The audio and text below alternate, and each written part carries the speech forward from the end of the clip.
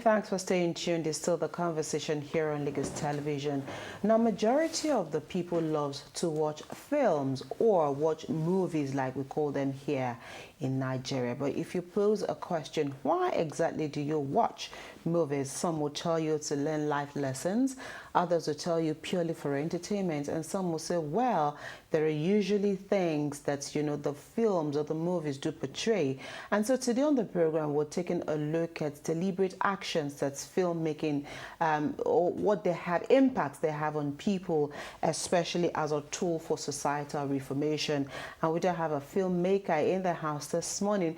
Home together, we'll be taking a look at how much impact film has on the viewers and how we can also deliberately use filmmaking as a tool to pass on adequate and relevant information, especially when you need to either pass on a message or to correct a trend. Hopefully at the end of this conversation, it will be worth your while. Thank you. So this morning we have joining us in the studio, Huzzain Bello. Yes, I'm sure you are. Is he my brother? I think we look alike somehow if you see him. Huzzain, thank you for being here on the program this morning. Good morning. Right, you're a filmmaker. So that's Joy, and together we'll be taking you on this journey. You're a filmmaker. So before we delve into the topic generally, so filmmaking, did you get into it by accident? Did you choose to be a filmmaker, or how did you find this? How did you get into this journey? Right, very interesting question, because you will be right if you projected that maybe by accident. Exactly. Okay. Honestly, you know, growing up is usually, I think, 3 or 4 professions. Doctor, lawyer, engineer, lawyer. And I was on the doctor side. I wanted to be a gynecologist. Oh wow. That's when I was getting some admission on some other courses, I was like, no, it has to be this medicine and all that. And while I was waiting to get into one, I was just like, okay, I need to be doing something. I got with a filmmaker. Okay. And, you know, I was like a production assistant, and I just got into the love of it, and I proceeded to go to filmmaking school, film school, to, you know, enhance my knowledge with what I've learned on the field and all that, to combine all those forces together, which over time I was now like, okay, I think this is what I want to do. What did your parents think? Mom's been supportive, to be honest. She's been supportive. Yeah, that is late. So mom has been really supportive about it. And yeah, I think I always say some of my family members, they probably be like, what is this guy doing? Because I'm from a very strong religious Muslim background. So, you know, I always say maybe I'm like a black sheep, that kind of. You're in the middle. So, yeah, like, because if you see some of my siblings, you'll be like, are you sure it's really from this family? So I just thought my own part in that way, like, you know. But are you living your dream? And all that. I think I am. Especially, to be honest, post-COVID, I've been involved in some projects that are making me really, really, like, you know, this is like, it. yeah, exactly. Okay, Joy. Okay. All right, now let's look at the tool, filmmaking. How powerful do you think it is in you know, aiding societal change, changing the perception of people? As I always think about it, that you know, reading books can help reform the mind. Traveling also helps shift you know, mental perception of the world. Film is another great tool that can help broaden one's horizon, you know? I'm saying reading a book. Not everybody loves to read a book. Sure. You know? Some will slip off once they start flipping pages. Some actually want to sleep when they read. When they read.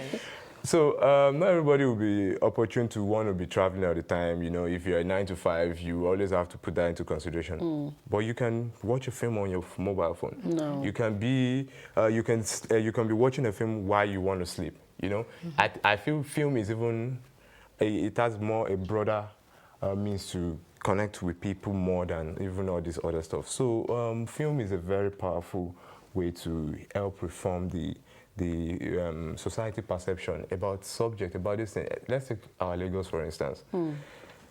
If you walk on the, you're just stepping out now, there's story all around us. Right. There's story all around us, you know, from whoever, maybe someone walking to, you know, you're seeing a very distressed face. You know, I always walk on the road and I'm like, I wonder what that person's thinking. Perhaps because you're a creative man. You get it? So I feel like there's a lot of stories to be told. But sadly, we have to just start taking it one after the other Right. to change the mind, especially on maybe major subjects that needs, because I feel like they are all on priority list. Right. So I mean, because again, you are a creative, and so you perhaps, of course, will see stories around you when you move. Maybe that's not the case with everybody, but then there's always a story to tell.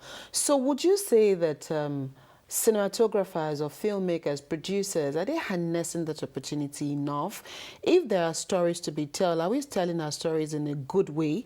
Are we selling, you know, those things that we really want to sell to the viewers in the right way? Because again, some will tell you, oh, I watched a movie. What's all this hype about this movie? So we would always see movies or would always see these things from different perspectives. True. So are we really using, are we harnessing the opportunity fully? So, amazing question. I would answer that question in a way like this. I always say I would not necessarily blame filmmakers because about the kind of story they choose to tell and how they choose to tell it. Because let us not forget, sometimes you need to, after passion, you need to remember, you need to feed the family. You have to pay the bills. You have to pay the bills, right? Okay. So you would find out, like, for instance, script writers. They are writing a film, they are very passionate, it's very amazing, and you give it to a potential producer and you're like, see, nobody is going to watch it. I won't sponsor this. Put comedy in it, put this thing, let us have a private jet here, you know? And maybe the story of that person from the creative mind of the scriptwriter does not need all those stuff. But the producer has to think profit first. Right. Many things will change, many things. So to really answer your question, not a lot of people are really telling the stories we need to tell. You get it? But I think I'm happy for something that is happening in the film industry at the moment. If you notice, there are so many epic storytellings that are happening. You know, I wish other zones, other states, other part of Nigeria too will also take that opportunity. But in the Yoruba speaking this thing, you can tell that, you know, there's the Bashorunga, there's you want to speaking about Lisabi. You know, children that are just growing up, they will be getting to know about who this person is, who this person is. Not everybody will be able to go to a place to read and all that. But as the topic we're talking about is like how we use filmmaking to, you know, so I feel like we are trying our best and all that, but as I said, most people, they just want to think about paying the bills first, you know, and that's why you tend to see a lot of other, like, mostly comic-related stuff, you know. Right. They sell faster. Just to, again, add to what you've said, will be the fact that you've pointed out that perhaps we're not telling the stories that we should be telling, but the ones we are telling, and I'm glad that you've used the epic movies as an example, but some will still complain that there are some missing truths in those movies. And so how again do we begin to represent filmmaking and, you know, especially those ones with history, just to ensure that we're not also distorting history as much as we're documenting some of these things? Exactly. Filmmaking has different departments, and one that I always feel is very crucial, that in development stage, every filmmaker, every film producer should take very important, is research. Research. Last year I was at National Archives in Ibadan, UI, making some research about the project, and I was so fascinated by the materials I'm seeing. You know, let me give you an insight. In the pre-colonial period, nurses in UK, they were always writing to colonial masters that they would like to come to Nigeria, that they should please post them to Nigeria. Letter.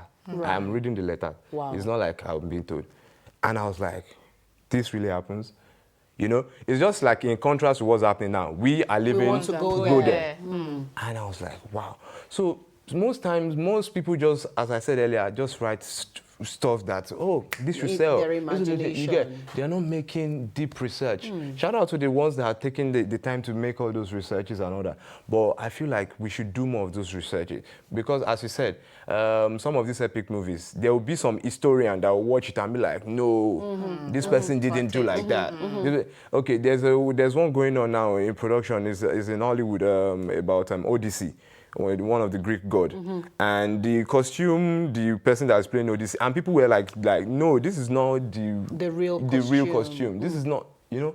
So research is very important, which will help to, you know, do other part of the distance. That's why I'm like earlier, like maybe you don't need a private jet, maybe you don't need to, but if you do your research properly, you tell the story right. That anybody that watches it, you are helping them like change their perspective towards that particular subject you're talking about. You've highlighted two challenges now. You've highlighted finance and lack of research as one of the issues affecting, you know, the filmmaking industry. But again, what are some other challenges that filmmakers are going through, and how is this also impacting on what they feed the society with? So something I can also point out is the fact that sometimes when there's lack of support, people tend to just When you say support in what way? okay. I think there's a lot of creatives in Nigeria. We are so blessed, you know. We can even deviate away from filmmaking in other aspects, poetry, music, and all that. You know, you agree with me that I think the entertainment space is even like big on the international scene. But what I mean by support is that there are so many people that really want to do a lot. They want to tell some kind of stories. They want to, you know, but maybe access to some kind of certain equipment, could be funds and stuff like that. So over time, they might have to, say, oh, this might be expensive for me. I don't have a support. Let me do something else, you know, that will just be quick to get out in the markets, or maybe we are in the world of content creation now. You know, maybe someone the passion is really to shoot movies. Because of this lack of resources, they have their phone. They can get a light stand. Okay, let me do other stuff while I'm listening. Exactly. Yeah, which is also a form of this thing. That's why, shout out to some of these skit makers. Some of them are using that means, that's maybe 1 minute, 3 minutes, to really send a positive message. Some do it comically, some go straight to the point and all that. And that's why we always say shout out to the ones that are using that means to really like project on situations and all that. I'm sure we have some in mind. Okay, yeah. Right. So let's quickly differentiate something. I know that perhaps there could be a slight difference between a film and a documentary. So what exactly is the difference? Because when we tend to model up everything, and so when we see something, it's a film. And sometimes it could actually be a documentary or docudrama or docu-story. So what differentiates a film from a documentary? Right. I'll use a very popular example, medicine. When you call someone a doctor, there's different field of medicine. Sure. You know, the person you call a doctor might be a specialist in eye, ophthalmologist, it might be a pediatrician, you know, similar to film also, you know. We have different branches and all that. So film, generally, it is okay to call a documentary film also, you know. But when we now break it down that, oh, documentary, we know that we are not telling, it doesn't involve actors acting. It doesn't, it's a real life situation, you know. You're documenting life experience. Exactly. So it's not a fiction. It's not fiction, it's not fiction, it's non-fiction. You get, it's reality. Even if there are reenactments in it that's, like you said, docudramas, which usually have reenactment, but they are usually of an occurrence that have happened in the past. You get, they just want to help the viewers, you know, to understand. Yeah, but documentary can also be called a film. But when we want to move and like break it down, you know, documentary, as we say, is facts. It's real. It's original. It's reality. You know, so. Documentary is a form of you know, storytelling that involves reality, you know, real facts and figures happening about an event, an occurrence, or a situation. Unlike maybe I like to call non-fictions, fictional stuff movies. So I would say movies are those ones that involve, you know, casting actors, having people act out a scene and all that. So, but do we do well in Nigeria here by classifying? Not really, because you know why? I always say I'm looking forward to a Nigeria where we accept documentary as a very, very important means of, like, you know, societal reform. You know, documentary holds a lot of power to send message, to help people understand a situation, a subject, more than a movie. Right. So honestly, we've not really accepted documentary filmmaking a lot in Nigeria, you know, but we're getting there. Obviously, there are OGs in the field that are like this thing, you get. But I think we are so like, want to see Yoruba actors, want to see the Northern African magic and all that, you know. I have a friend that loves watching these films on YouTube and all that. And she will admit that, sometimes what they are doing, she feels it's not making sense, but she just loves to watch it. Right. That kind of person, if you give them documentaries, like you're boring them. Boring them. Okay. Yes, All right. And so still, you know, to stick on that, now you have movies on YouTube, you have short films. I see a lot of people now going into short films. So I want you to talk about how this has also evolved. And also, now that we have streaming platforms, how has this also, you know, is it a blessing or a curse? I would say it's more of a blessing, because we are in a world where the digital technology is improving daily, and I feel like we shouldn't be left behind.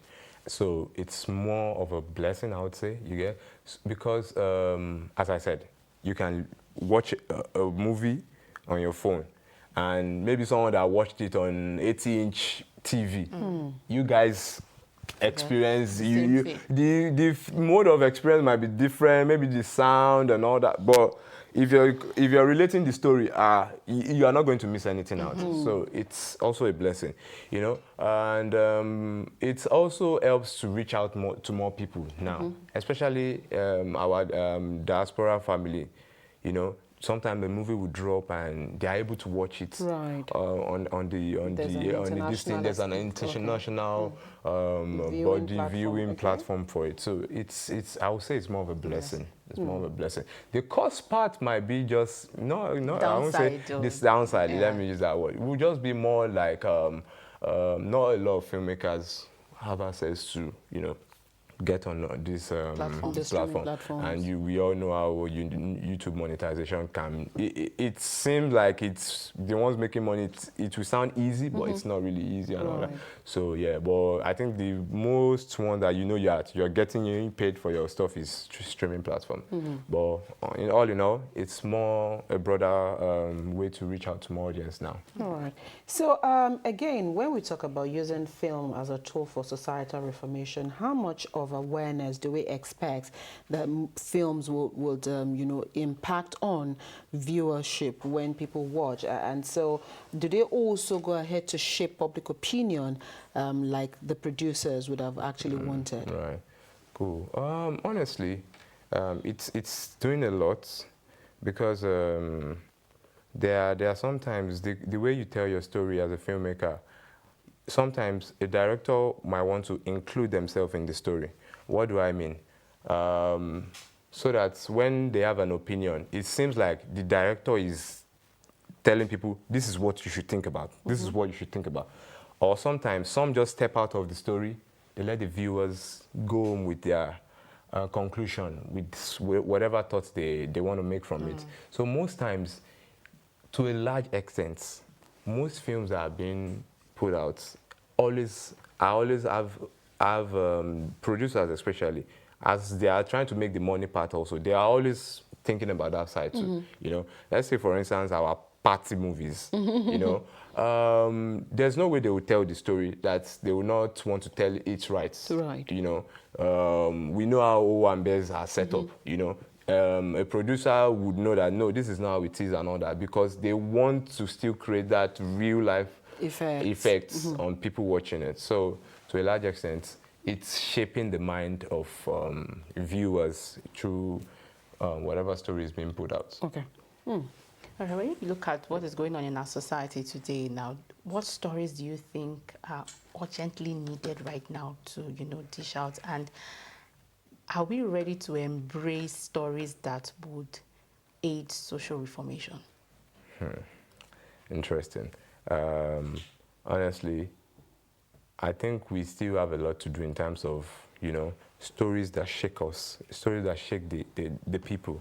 Because honestly, that's the kind of stories we need to be telling. So if we say in priority list the kind of stories that we need to be telling, honestly, I would say, you know, it would be stories that speak against the norms. It doesn't have to be stories that you would touch on the government or something. You know, there are stories talking about everyday struggles of people. Right. There are stories talking about the problem the common man is facing. You know, like the situation. Let me use an example of something I was involved recently. The story of infertility. You know, this is a very important topic that needs to be told, because many people knows about this stuff, but we always shy away from it, and there's this stigmatization around it. You know, shout out to the people making a lot of move against domestic abuse and stuff like that. There are films that have been made to, you know, to correct this situation. So I think all those kind of stories are very important for us to be telling. You know, and also if we should go a bit away from that, you know, there are stories that we can tell to help us also, you know, correct people's perception about, you know, life, living in general, you know, development and growth. What do I mean? You know, the current economic situation, there's a way we can tell stories that, you know, it will even seem like you're pleading to the government. Right. You know, but you're not openly saying it, but you're showing more than you're telling. So I mean, like you've raised, while Joy asked that question, there's something that you've done, and it's actually talking about fertility or infertility. And so walk us through this project. As a man, and you know, there's this stereotype in society that when you talk about issues around infertility, it is the woman. And, you know, a lot of people are now asking the questions, why are you not also putting it straight into the men's eyes, into the men's faces, that this is not just about the woman. It should be a couple thing and not just about a woman thing. So why did you decide to focus on issue around fertility, especially now that, you know, the country, again, is looking like we're beginning to accept it in a wider perspective that, you know, this is a problem. And so why the focus on this? I think he's a gynecologist in here. Thank you for referencing that. Because honestly, during the course of the project, I spoke to, you know, a lot of gynecologists, and I always told them, like, I wanted to be like you. So maybe this is your own way of giving back to that profession. Yeah. So why I chose to do it, you know, it's very interesting because as you said, as a man, I've had people that are like, yo, why is a man telling this? And I'm like, you know what? I even think it's even better that as a man telling it. Because I'm not just talking about, oh, infertility is a woman. I'm even trying to shed light on the fact that the men are as much as responsible for this situation as a woman. You know, in the genetics makeup, the man decides sex of a child. You know, but most people are not informed about that. Sorry to say, we live in this misogynistic world that, you know, the men always feel like it's the woman's problem. It's the woman's problem. I spoke to a lot of fertility counselors, and the stories they shared, it was just mind-blowing. So why I chose to do it, it was even because it happened close to home. I lost a sister-in-law in 2017. Through over 10 years looking for the fruit of the womb and eventually dying in the process through a surgery gone wrong and all that, you know. So it was like, thank you. It was like, wow, this is a big thing. And you know, when growing up, especially I grew up in Lagos, there's this word, agon. As young as we were then, we knew it was a very offensive. It seemed like a taboo, a harsh word. And I'm like, you know, I just want to like, so when that incident happened, it just like, okay, I want to really talk about this and all that, you know. So over the course of me making it, I now even find out that, yo, the men are as much as guilty, fault, right, as the women. You know, one of the people I spoke to on the project was like, there was a couple that's, every time they had a procedure, it doesn't come up. It doesn't show up. The man doesn't show up. The man doesn't show up. at the end of the day, they realize he has a low sperm count. So, you know, these are some of the things, coming back to the topic of the conversation, using this as a societal reform, you know, like as they are, the men that are like, it's not my business, we still have the husband that are supportive and with their wife till down, they don't even want to take any this thing, you know, but we still need to like shed light on it, you know, and so that's why I really want to do this, not just because I felt like I want to do something. It's a very important subject to share with people to sensitize the society. Just to add to what you have said, I think I've seen like 2 movies that is also teaching about this. Right. The 2 movies I saw on YouTube, and it's like, oh, this is like an eye opener now. Exactly. Yeah. That's another thing movies does. You know, it wasn't said in a documentary form. It was said in a movie way. They are making it entertaining, but also educative.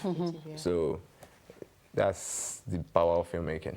Power of filmmaking. Okay, so with what you've done, and then again looking at, you know, acceptability, the society, as much as it is a couple's problem, most of the stigmatization would always come from society. And they will always say things like, you know, they would always mock. And so, again, how do we begin to change perspective of the larger crowd, you know, with such documentaries or movies? I would say a big shout out to the fertility specialists in Nigeria, in Lagos. On this project, I attended one of their conference.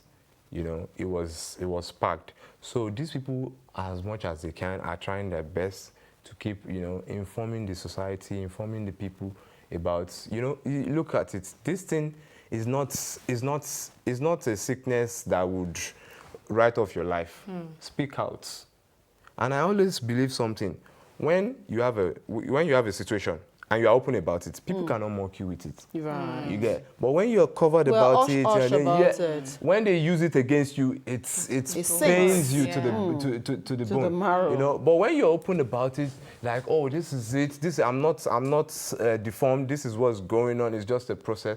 And you know, there's many natural situations that happens that causes it. It's not about a lady being promiscuous. It's not about a lady doing different abortion or whatever, or village people. You know, there are natural genetical issues that affect this process that not a lot of us get to know. And it was also a learning journey for me on the project. That okay, I see this, I see that, I see that.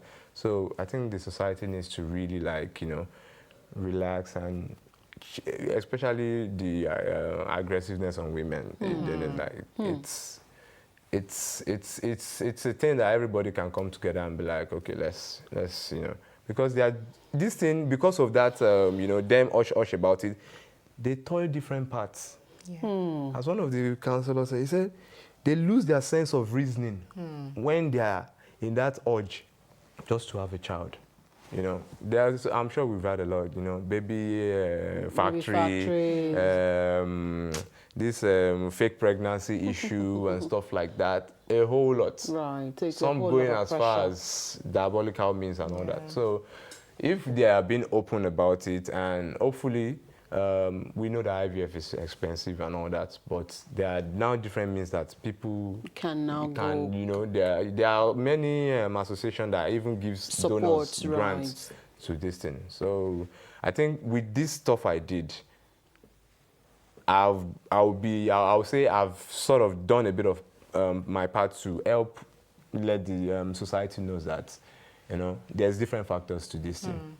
Thank you. So how do you balance creative expression now and also the responsibility of addressing social issues? Because sometimes if you're watching a movie and you don't find that comic part, or, you know, it's like a turn off for some people. So how do you balance it so you don't lose some? Right. You're very right. It's just like, as I said earlier, you know, some people are just like, they will see a script, I'm like, this is too serious. Put a comic up. But honestly, whatever rocks everybody's boat, you get. I feel like there are still some people that are like, I'm not a comic filmmaker. I'm hitting the nail on the head. You know, it's just like in music, there's the one that is like, you know, everybody hears pop. you know, and there's still some people in this genre called alternative. They have their own fans. They might not be mainstream, but they are. So everybody, I believe, they would always find their niche. To choose your market. Yes, yes. And sometimes when you are grounded in a field, you do well at it, and people would over time, you know, align with whatever vision and your style of filmmaking, you know. So sometimes people are really worried about acceptance that makes them want to just dabble into different things that maybe if you stuck to a path, you can might get find it a right. headway. We're still very big on culture in Nigeria, and we still have a lot of things tied to our culture. And as much as this particular topic that you've delved into is still a very sensitive issue, in some places there are things that you can't even talk about. And you know, you rightly said people should begin to be open about it. This particular topic is still one that a lot of people will not readily come out to say, this is what I'm going through, for the fear of being mocked, for the fear of being stigmatized, for the fear of not being able to work in the society. So this kind of documentary or film that you've done, how much of culture can this break? Like, I know, right? You're right about we being big on culture, because go to the eastern part. If a family has just female children, the man will still be like, I need a son. You know, that's culture. But children is children. Yeah, whether girl or boy. Whether girl or boy. You know, another cultural shift that we are not 100% open is something like adoption. Right? You know, adoption, no matter how people, even the adoptee that adopted a child, will still be willing, like, I want to have my own child. Have my own. There's still not that sense of... Or you hear people that will come and tell you, they will tell the story later to that child that he or she was adopted. Exactly. You know, shout out to Mrs. George. She said something that I didn't even know there's a term for that. Secret adoption, they call it. That is just the husband and wife that will know that the child was adopted. And none of the family members will know. You would package all the journey and it will look it's all about this cultural perceptions about how people just view things. Because one of the places I visited on the project was Osun Osogbo. Yeah. The Osun River. People go to this place to seek for the fruit of the womb. You know, and it is interesting to know that the people that do the procession, they were also seeking for the fruit of the womb. They are Excuse me, let me get you right. The people doing the procession, that's the people that were taking those that were looking for the fruit of the womb on that journey, were themselves looking for the fruit of the womb. So their promise to Osun is that if you give me a child, I'll be devoted for you for life. Oh. So they call them Yaolomo. You know, this is something I never knew about on the, you know, it's still that cultural belief and all that and stuff like that, you know. And one of the women I spoke to, she said, there's nothing the doctor does that our mother, Osun she is referring to, cannot do. Someone from another religious belief would be like, nonsense, what are you? But that's the thing about cultural, that's a belief, that's what she knows about. Mama Nike of Nike Art Gallery too, she told me that she did that too. We had an interview with her on a project, and she said every year she does not falter on her promise to listen. You cannot see her level of achievement in life. You can't tell her anything that it's what she's believing is. So it's a cultural destiny. So I think to a large extent, you know, we can only just try to accommodate each other. Right. Yeah. Don't say this doesn't work. Don't say that doesn't work. You know, everybody to their own belief. Exactly. Exactly. Okay. Again, since this project, you said you spoke to a lot of people. You spoke with a lot of doctors, people living with this particular issue of infertility. What would you what did they tell you remains their biggest challenge, especially for those who are yet to have their own children, and again, perhaps who cannot, for reasons best known to them, maybe go through adoption or go through other processes? What is their biggest dream aside wanting to have their own children? So honestly, I came across someone that's, she's so vibrant, full of life and all that, and she's that kind of person that you cannot mock her with that situation.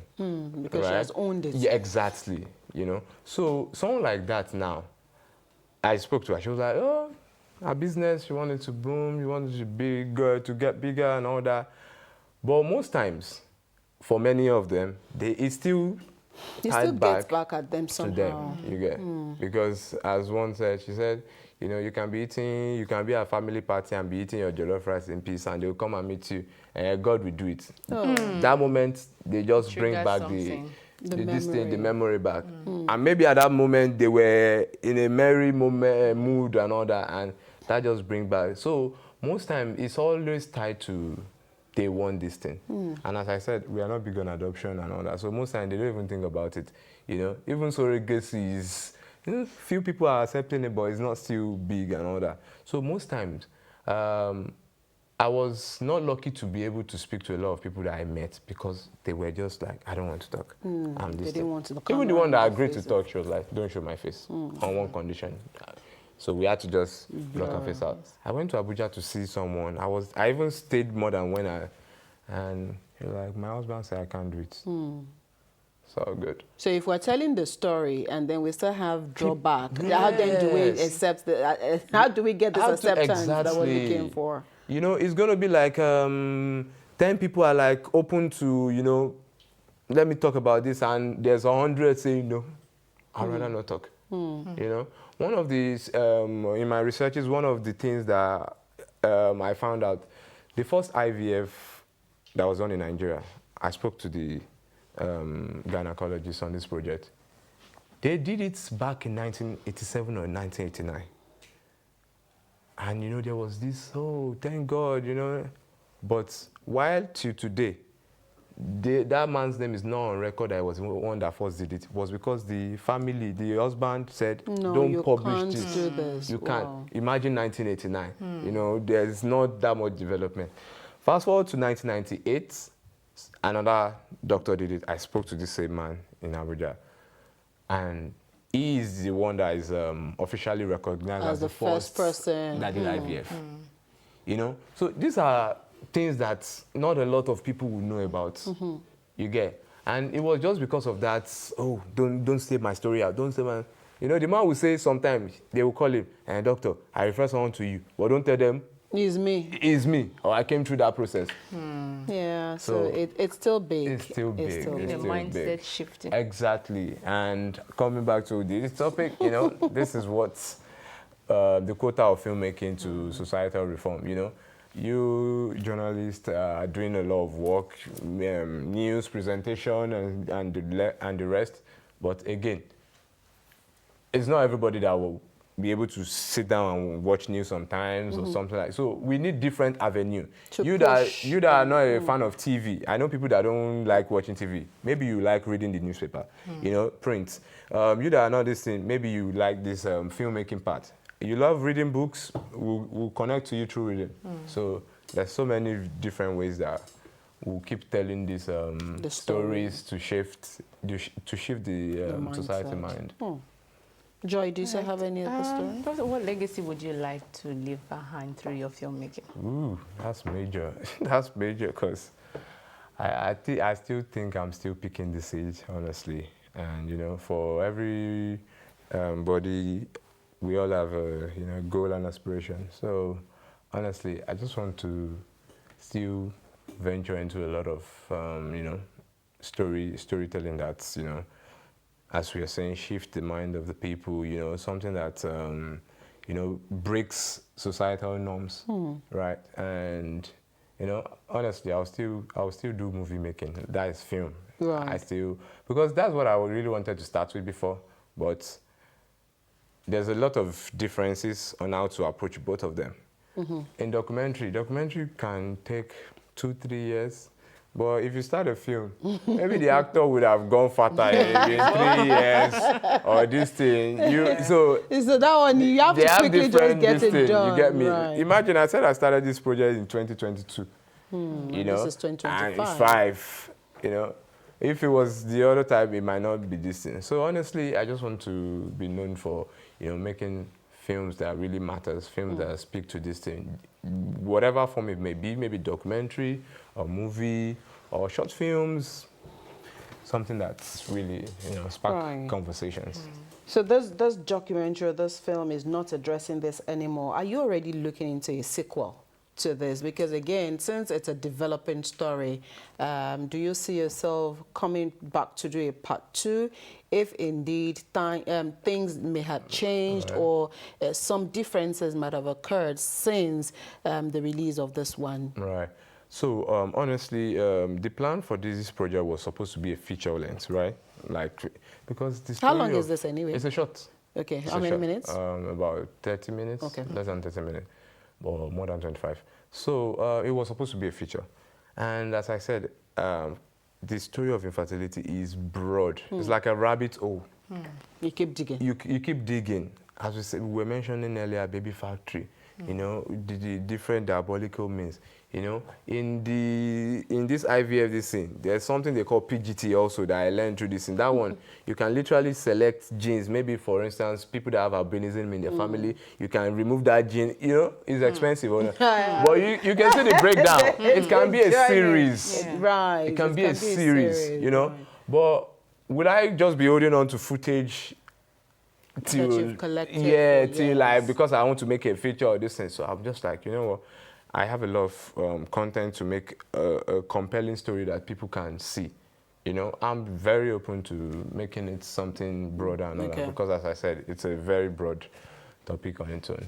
Right. So what would be your advice to other filmmakers so that everybody would not leave, you know, addressing issues that are germane to the society to just a set of people and not everybody going into comedy or other things? So how much of this should more people take on? Right. Honestly, I will answer that by saying you can deviate, do something that's maybe, you know, as we say, comedy or whatever and all that. But maybe you can still be saying stories that would, you know, spark up conversation and all that. Don't just leave it to, you know, certain kind of people. I understand that we all have our strengths. Yeah. You know, back in film school, there's one guy, he was so good in writing thriller stories. Okay. He doesn't know how to write. His mind works in suspense and all that. It's possible that people will have their field and strength.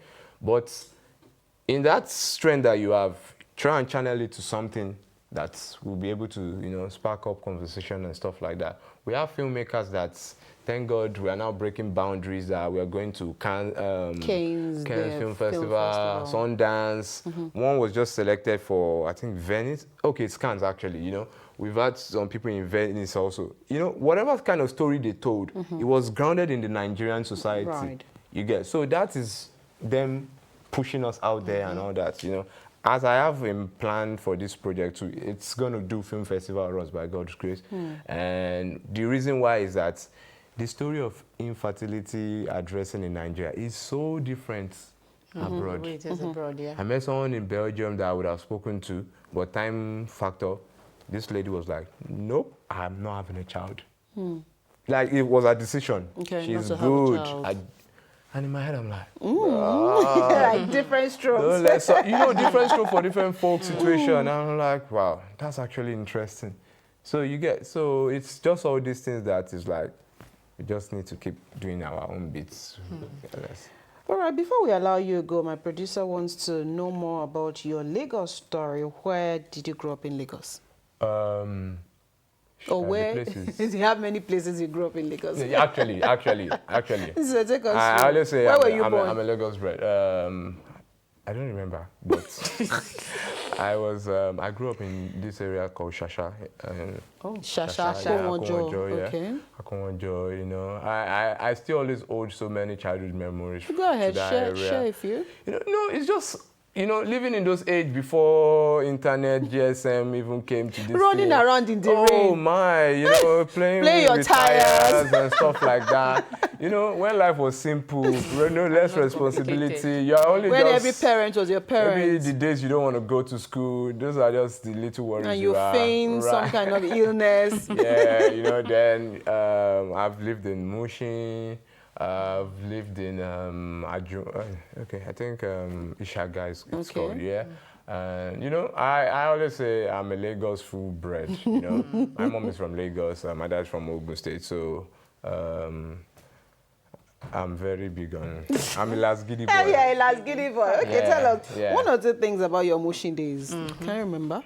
Honestly, I would say I didn't live. How will I say? I just passed through Mushin. You passed through didn't Mushin. pass through me. Yeah. 'Cause it was just that time where I was just like, you know, the old busy activities and all that I was interested in, and I was with my grandpa then. So, you know, grandpas, you're looking out for children, their own, grandchildren. and all that. It doesn't let me really like explore and all that, you know. So that's why I was like, I didn't really Pass through Mushin. Yeah, but we knew we were in one of the major hubs in Lagos. So yeah. Any nightlife experience in Lagos? Always. Oh, no, sorry. Don't worry, that has gone. It's a live show. My experience with nightlife in Lagos is work related. Okay. You know, so I always say my kind of filmmaking is versatile. You know, something to keep the people going, as we said earlier. You know, I've done events related, I've done weddings and stuff like that. So the nightlife activity was more of you know, me recording all these shows, you know, being part of musical concert and stuff like that. That was my experience with it. So truly, you will not see me just get up and say I'm going to a club. Honestly, that's me. It's usually revolved around work stuff. related. Yeah. So I'm a homebody. So what do you do for fun when you're not working? Travel. I love to You travel. love to travel. Yeah, and there's no any small kind of travel. If you leave Lagos to Ibadan, you've traveled. It's travel. If you leave Lagos to Abeokuta, you've traveled. And travel always affects me positively, especially in terms of how I even look at the world, you know, storytelling and stuff like that. You know, I think many people should travel more. It doesn't have to be out of the country, you know. There are trains now. Just take a train, go in the morning, come back in the evening. You'd love Clear it. your head. Exactly, yeah. Thank you. Okay, all right. As we wrap up this conversation, any message to film lovers, movie lovers, and any message to them this morning? As a Shout final out to part? the Nigerian people. I think we are great people in terms of supporting Nollywood. Oh, Nigerians, like 1 million Nigerians will stick to Nigerian film before they even think of other this thing. And that's why I'm happy about cinemas now. If you go to cinema, you are seeing Nigerian movies on their rosters and stuff like that. So I think we should keep supporting the Nigerian films. You know, this is what we've got. This is who we are. Let's keep telling our story. You know, and criticize responsibly. Okay. It's not easy. Filmmaking is not easy. You know. Getting a team together, getting crews together, getting cast together, you know, we can only keep getting better. We can only keep getting better.